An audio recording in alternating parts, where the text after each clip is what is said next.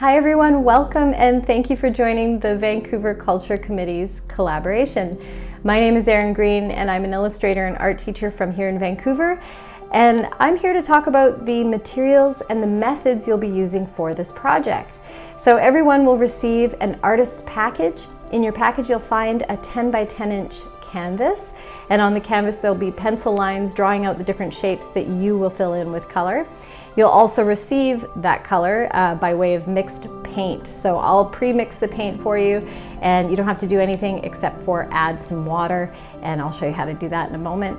You'll also receive some paintbrushes and you'll get a little picture of what this piece will look like when all of the canvases are brought together. So there's 40 canvases in total, and once they all come together, it will create the image of the lighthouse found on Quadra Island. So the way we're tackling this project is we're creating smooth planes of color. It's a very graphic, illustrative look, and it's not a technique that's hard to master. So you may want to do a little bit of practicing first, but ultimately this is a method that just takes a little bit of patience. And since your colors are pre-mixed, it's really like a paint by numbers project.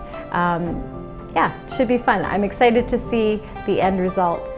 So we're going to switch now to a bird's eye view of my hands so that you can see how to create these planes of color. So it takes quite a few coats to get this really beautiful flat plane of color, but it's worth it. All right, everyone, good luck, and here we go to my hands. Welcome everyone to the painting demo. Here are my hands.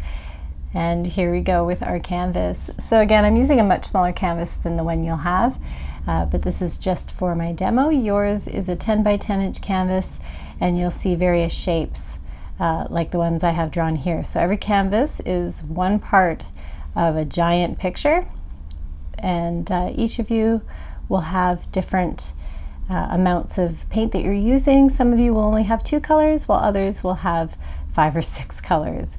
So everyone will also have paint brushes. You'll have a medium-sized one and a smaller one. And for those of you who are doing details, very small details, you'll have an even smaller brush. Don't worry, you can do it. I'll show you some tricks on how to get nice straight lines when you're doing those details.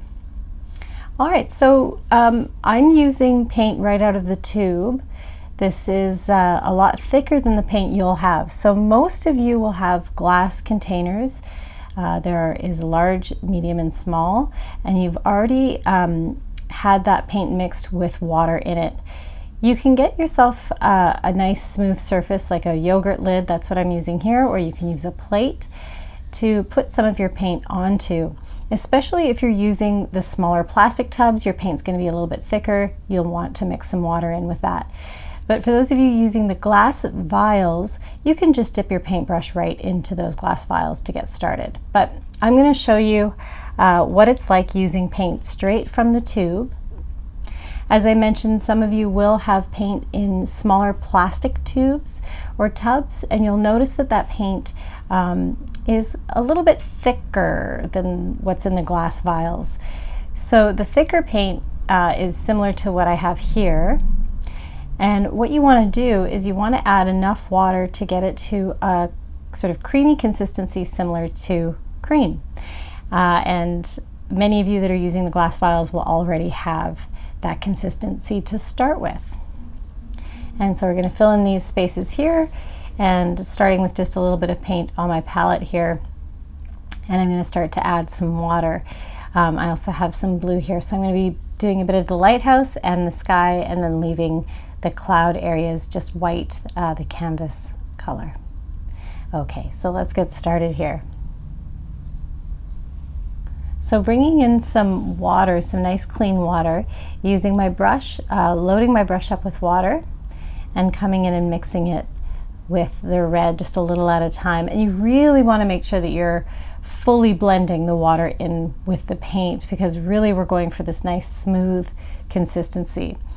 And we'll be painting coats. So we'll start with one coat that's a little more watered down, and allowing that to dry before we do the next coat, which will have slightly less water. So for those of you with glass vials, test out a little bit of the paint consistency that you have. Dip your brush in. Try not to dip the brush all the way in. You don't want to get paint on the handle if you can help it. And then test it out and see how watered down it is. Now it shouldn't be too transparent when you paint it onto your canvas. It'll be similar to this consistency here. Now watch what I'm doing. I'm holding my brush very close to the bristles, gives me more control, and now I'm twisting the brush. I call this the squeegee method, and this is great because you're sort of patting the paint down to get your brush completely covered in paint. So sort of blotting it down here, and then I'm twisting, or I'm squeegeeing some of the excess paint off. So this is helpful for right before you go onto the canvas. You don't want to bring too much paint onto your canvas to start with, because then you may have more streaks that way. So just make sure your paintbrush is loaded, but it's not like dripping with paint. You want to squeegee off that excess before you start. All right, so this is the right consistency for the first coat. Now again, if your paint in the glass vials is already this consistency, then that means you're not going to have to mix any water with it at all. In fact, most of you will find that your paint maybe just needs a tiny bit of water on the brush to begin with, and then that'll be great for the first coat. Once that first coat dries and you're ready to go on to the second coat, you can just go straight from the vial and continue doing it that way. You'll probably need 3 or 4 coats in total before you get a nice flat plane of color. All right, so now we're going to try painting a very straight line along one edge. So I'm holding my brush very, very close to the bristles. I'm leaning my hand against the canvas so it's nice and steady, holding my canvas with my left hand here. And here we go. Now I'm using quite a large brush for this area, and that's because I'm used to using a larger brush for small areas. It's part of the work that I do in my art practice. I'm always using brushes about this size. So if you want to use a smaller brush, of course, for smaller areas, go for it, whatever is comfortable, but just make sure you're holding it really close to the bristles, and then that way we can get started. So we're going to start from one edge and we're going to pull the paint. So I'm resting my hand against the canvas, and as I pull the paint, it creates this nice straight line. Look at that, really not hard to do. My hand's very steady there, and now going across. And you start on one end or one edge and you work your way across the image. So try if you can to avoid doing an outline and then filling it in. Sometimes when it dries, you'll see that outline will be a little bit darker. So we really try to go from one end to the other. You'll also notice that I'm painting in one direction with my strokes as well. I'm not going back and forth, back and forth. This is a little bit trickier. It takes a little more patience. You can see I am going back in another direction a little bit there, but for the most part I'm keeping the brush strokes in one direction. And again, this just helps to create a nice smooth finish in the end. All right, getting those little points there. Now don't worry if your lines aren't perfectly straight and you haven't perfectly filled in every little corner. We're not looking for perfection, we're looking to have some fun here, just explore this idea of creating these nice flat planes of color. The image overall is going to be very graphic in the end, and so we do want to try to go for a nice solid color that's opaque where you can't see the pencil lines, but don't worry if it's not perfect. That'll just add to the charm of the overall piece. Okay, so now I'm starting down here at the bottom. You'll notice that I'm trying really to not get the paint on the edge of the canvas. We're going to leave those edges white. We're not going to paint them. Some artists would go all the way over the edge with their colors, so sort of painting that canvas, but that can be tough to do, so I recommend just leaving it white. If you have masking tape, you can always use that around the edges to start with, and then after your piece is completely dry, you can take that masking tape off. That's probably a good idea to do that, but if you don't have masking tape, just try to be careful not to get paint on the sides. You'll see I got a little bit of red paint there on my canvas, but that's okay. The blue paint that I'm using for the sky will cover it up. I tend to start with lighter colors, red being the lighter color of the two that I'm using today. And that way, when I do go in with my blue paint, I will be able to cover up any mistakes that I've made with the red. And I just showed you there this side of my canvas is staying nice and clean. And there we go. So here we are with the first coat. I'm just spreading my paint there so it's not too globby, and now I just have to do the little top part here. And I don't know if you noticed, but I didn't go back to my palette once. So there was enough paint on my brush to be able to fill in this whole area, which is great. It's a lot easier that way. And again, we don't want too much paint for our first coat. All right, it's time to do the second coat. I've sped up the video here, but I did want to show you that the consistency of the paint is slightly thicker. So again, if you have a glass vial, you may not have to worry about this. You may just be using the same consistency for every coat.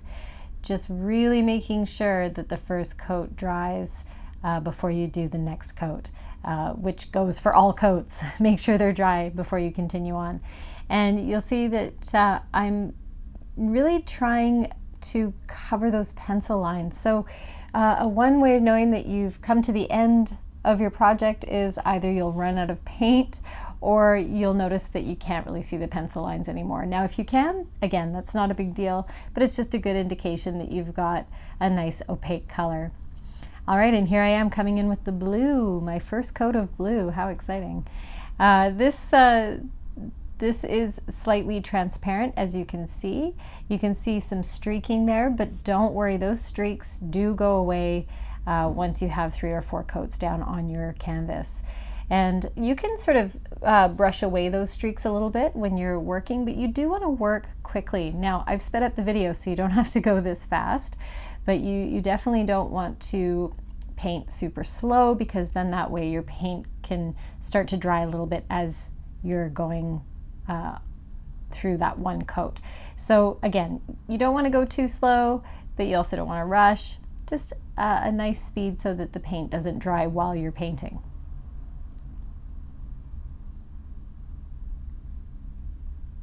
And I'm carefully creeping up to this edge here and not going back and forth, just trying to brush my strokes in one direction, getting right up to the edge there, and then here we go with the straight line. So again, resting my hand on the table here and just pulling that paintbrush across.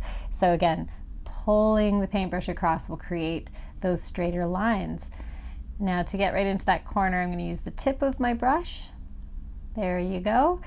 And another thing to remember, you know, the pencil lines that I've drawn out for you, you want to fill them in as best you can, but you also have a little bit of creative freedom here. So if, let's say, you go over the line a little bit and your cloud or your tree is a bit bigger than it was supposed to be, that's okay. It'll look great.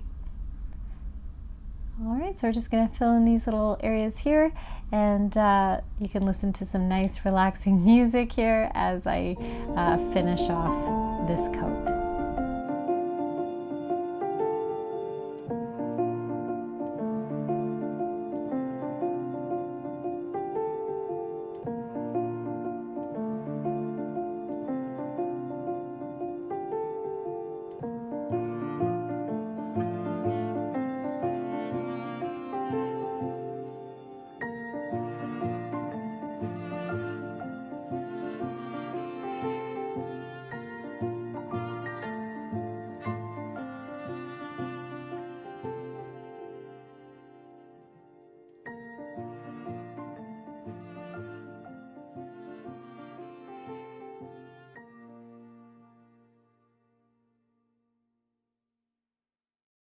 Next coat, here we have my next coat of blue, and you can tell it's starting to become very opaque.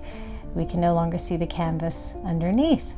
Just smoothing out those streaks, and let's see what it looks like all done. So this is after I did 3 coats of the blue, 3 coats of the red, and again the edges of the canvas are white, and you can use masking tape for that. And there we have it. All right, everyone, good luck. Have a great time. If you have any questions at all, please don't hesitate to reach out. I'm here to support you through this project. Have a great day, everyone.